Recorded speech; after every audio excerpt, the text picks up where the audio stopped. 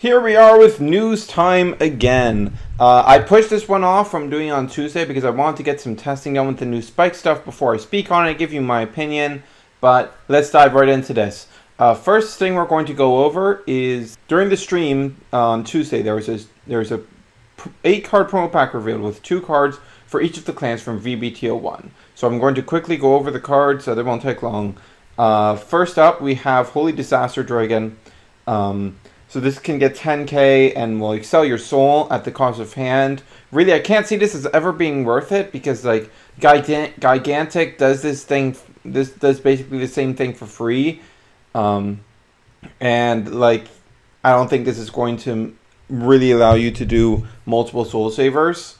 So like I guess you could do a fun soul saver with this build, but I'm really not seeing it. Maybe if this had a gift, I'm really getting annoyed at the non-gift grade 3s when, for the most part, there's really no reason they shouldn't have a gift, and they're just being gimped for no reason.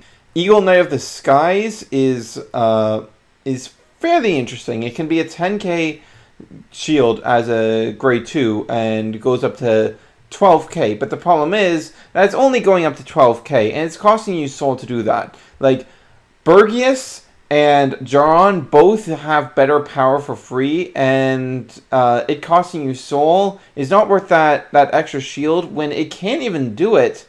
It can't even do that when intercepting, so it's just not worth it. Chain Attack Sutherland for Kagero. If you have a follower Reese on the rearguard, it gets power plus 5,000, but if you don't have one, it's power minus 3,000, so that's pretty bad. Just run Dragon Armored Knight if you want this kind of effect. Follower Reese herself is on place, give a rearguard plus 3k, and if it was Sutherland, it gets plus 5k instead. This is also pretty much worse than a promo that we already have for Kagero, so there's no point in running this. Battlestar Tort is actually a pretty fun card. If you have 10 or more cards, it gets plus 10k and plus 1 critical during your turn. This is obviously a pretty high roll card, not a card you're going to be able to reliably use, even with Oracle Think Tank's big draw power. 10 or more cards in hand to have this thing online is still a pretty big ask.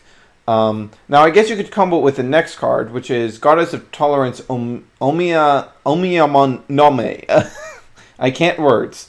But while in rear, it can counterblast when it retire itself to draw 3, and then at the end of that turn you discard 3, which is solid filter and would bring that online most of the time, but overall, I'm really not feeling these two. They're fun meme cards that you could have a bunch of fun with, but as actual competitive options, I don't think they'll make the cut.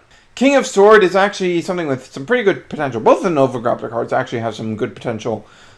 King of Sword is when placed from hand, you Soul Blast 1, 2 of your units gets plus 3, and then if you have 5 or more units, since that's units counting your Vanguard, so you only need 4 rear guards for this to go off, which isn't a high ask.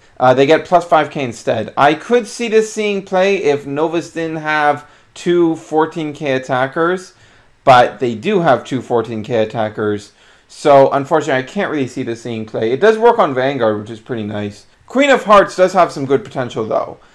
Queen of Hearts is a 7k, and once per turn, when a Sentinel is placed on your opponent's Guardian Circle, you may stand this card. Now what you can do with this card is you put her on an Excel Circle versus an opposing Excel clan, or primarily against a Protect clan.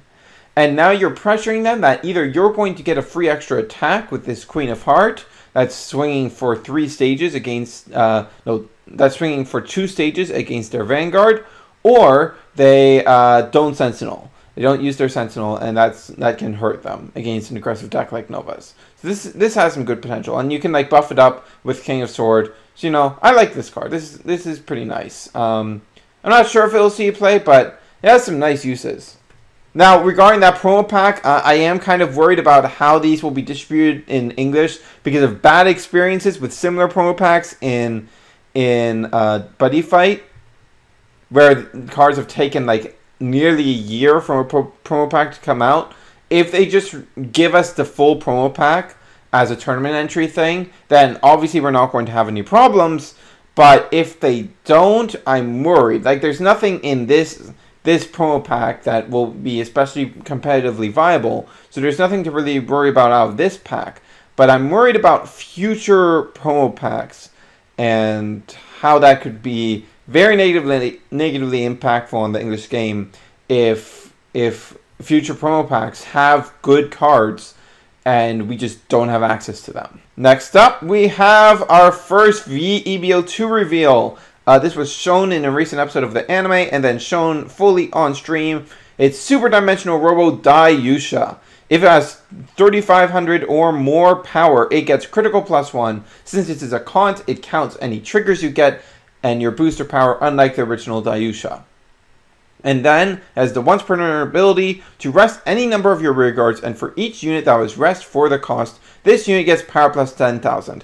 Obviously, very, very good. And there have been implications in the episode where Kenji fought against Miwa that Die Tiger and Die Brave have effects that remove themselves from the board during the battle phase in some way. If they need to boost to do that, then that won't be too great for them. But if they don't, if they can do it when they've been rested by this effect, that is some great potential synergy there to keep in mind that could be happening.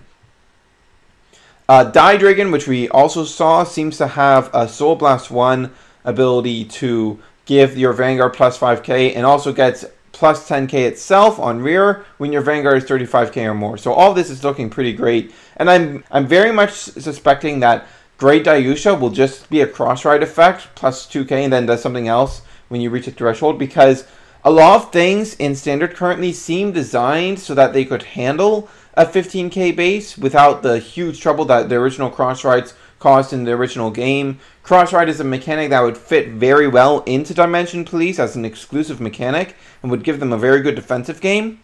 Since these effects require 35k and a 15k Vanguard +2 force markers, since you would ride Daiyusha and then ride Great Daiyusha, it all seems to line up to me. It all seems to line up. We'll see what happens, but that's just what I'm suspecting right now. Anyways, with that said, let's get into the reveals for EVO1. Starting off with Mega Colony, we have their last double rare, Death Warden Antlion. This is very similar to Waterfall. It has the Protect marker, and when it's on Vanguard or rear and it attacks, you Soul Blast 1, Grade 3, and discard 2 cards from your hand, and then it gets power +10k, critical +1, and your opponent cannot call Sentinels. This is a very powerful effect because of the ability to put on rear, which is where you're always going to want it. Typically, you can only do this once, though. Like, when you do this, you're weakening your hand state a lot, and Mega Colony does not have very strong hand size, because the majority of their pluses to hand are exclusively Grade 3s, which do not give you any extra shield value. Now, they did want another Grade 3 gift to run. That would be good for them on rear, so that Machining Mantis and Machining Hornet would be like about 10% more consistent. So this is very good for them to have, and this is a very potent finisher, but don't expect to be spamming this, and don't expect to be comboing it with Phantom Black, and don't expect it to be a kill-all button.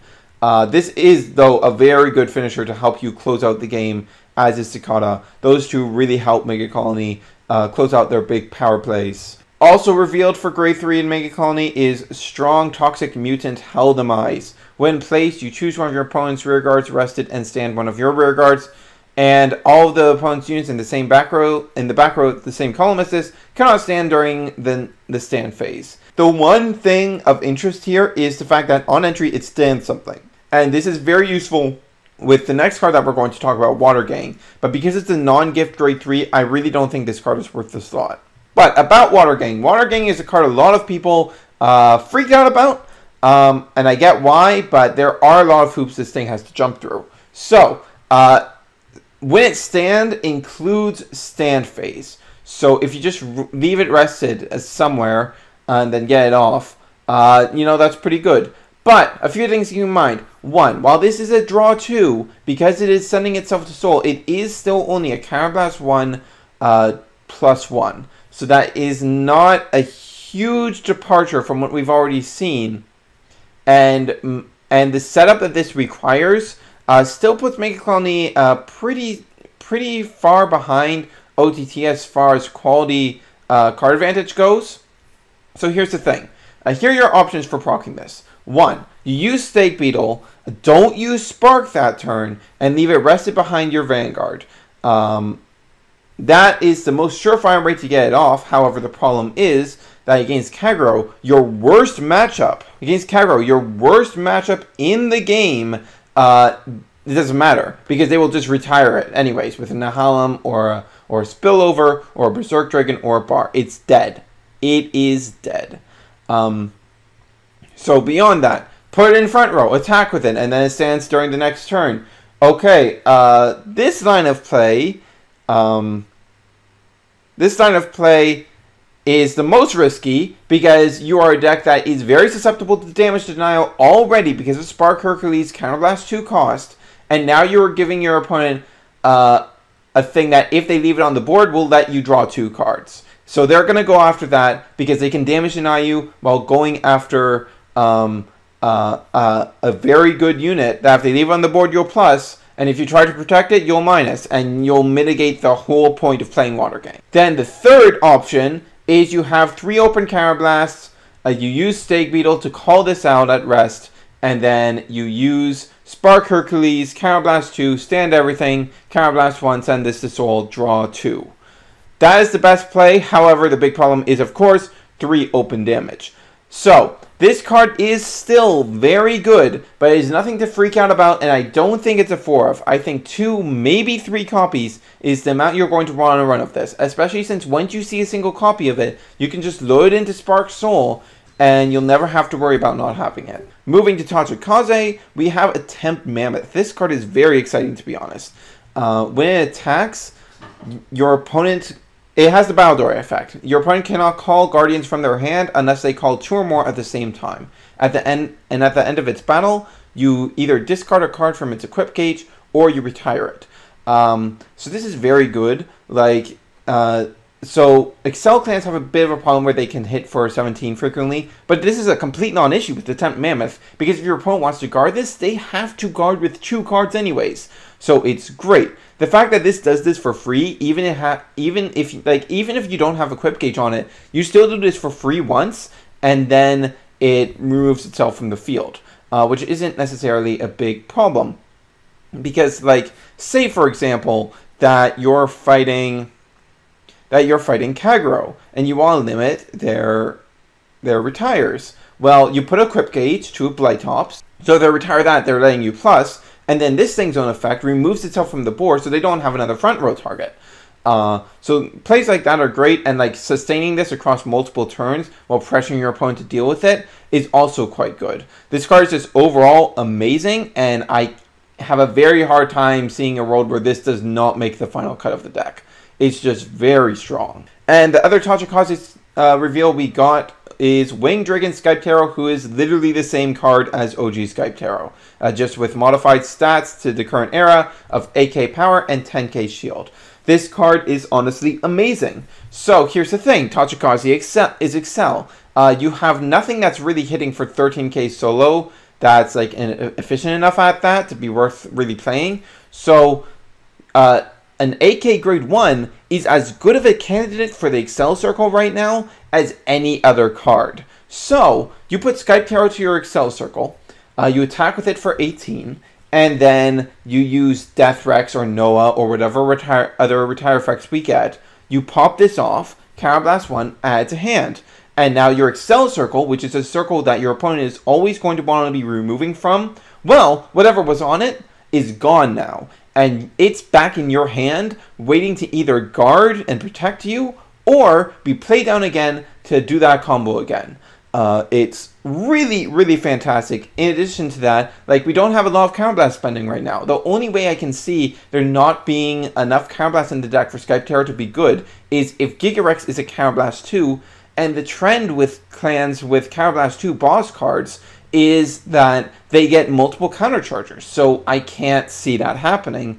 Like, I can't see there being a world where Skype Tarot is not a good enough card.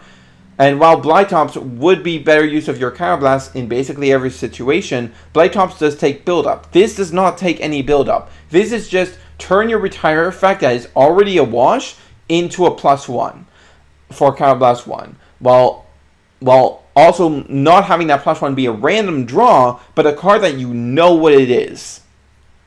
And something that you will be able to reuse continually as many times as you have the Counterblast to allow you to. It's just all around a really fantastic card, and I think a lot of people are underestimating this card's potential. Now let's talk about spikes. Okay, General Seifreid is here. Counterblast 1, put one of your rear guards into its soul, search your deck for the same card, and both this card and that card get power plus 10,000, and then it's more relevant effect when it hits. Soul Blast 2, stand one of your rear guards, and retire one of your opponent's rear guards. Now that on hit is so powerful that it won't go off. Like, your opponent is just going to guard this every time. The real value, however, is that General Seifreid's first ability is not once per turn. Now, the only other Counterblast spender in Spike Brothers right now is Zachary. And this actually has some nice synergy with Zachary, where you can shove in the thing that Zachary call another copy of it, it gets 10k, and now that thing sticks on the field. It is CB2 for what is just a +1 and then +20 to your board state. But it's, you know, whatever. Spikes have big issues with hand size, but they're able to consistently put out very big columns. Like, very big, like 40k plus columns is the typical numbers I've been seeing in my testing.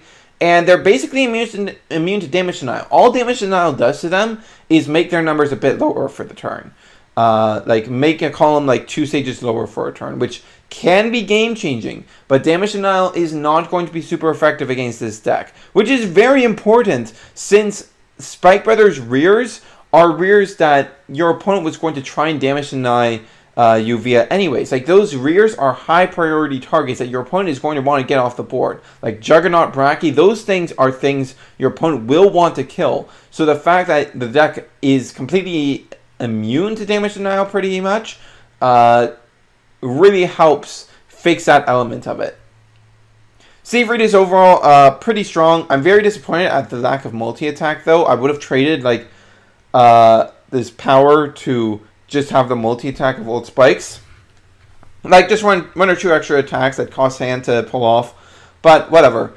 He is what he is. Spikes are just big column deck. Honestly, while they are fine, I think they are the worst deck out of VEBO1 right now. But whatever.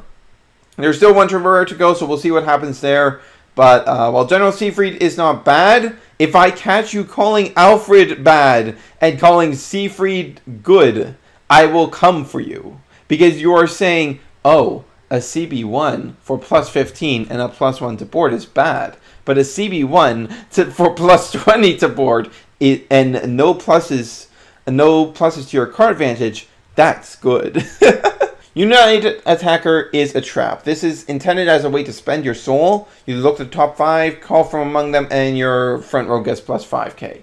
But there's a lot of deck thinning happening in spikes. So the point of the game where you use this ends up likely being a lot of triggers there. And in addition, it has to be ridden. And that is the big problem. You need to run too many of this to be able to ride this reliably. And running so many of it weakens your top calls. So it's overall very weak, not recommended. Treasured Black Panther is very strong. Very good new addition to Spike Brothers. This is Soul Blast 1 on attack to get +5k or +15. And if it gets the +15, it goes to Soul at end of battle. Very solid. 25 on its own is no joke. Slinger is a double rare that was revealed. The last double rare for Spikes. When placed, you put a card from your hand into Soul, look at cards from the top of your deck equal to your Vanguard's grade, call up to one from among them, put the rest at bottom, and the called card gets +5k. Very good card for helping you expand the options of what to call from, shove grade 3s and draw triggers into that Soul, and get stuff on the board. Very solid. You can reset this effect with General Seifreid's primary ability, so, you know, solid stuff. And lastly, we have a stupid non-starter grade 0. Slam it into the Soul, and put a card on the bottom of your deck from your drop zone, and you countercharge 1. This absolutely is not worth running. You do not need countercharge in Spike Brothers, so complete pass on this. With that said, my Oracle Think Tank video will be dropping tomorrow. So look forward to that, and if you have not checked them out already, I have done I've been doing these guides on how to build each of the decks out of VBTO1 for the last couple days. So I've done them on Royal Paladins, Nova Grapplers, and Kagro. So go check those out if you haven't already. And this is Hunter Surge signing off.